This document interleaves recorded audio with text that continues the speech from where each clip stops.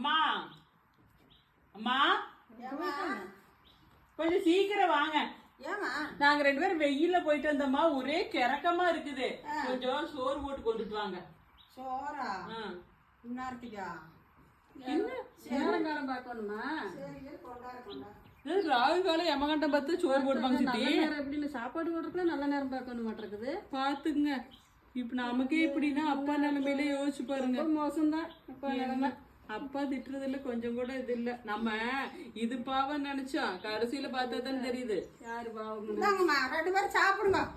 சாப்பிடுறதா சித்தி? இங்க பாருங்க, நாய் கூட சாப்பிடாது.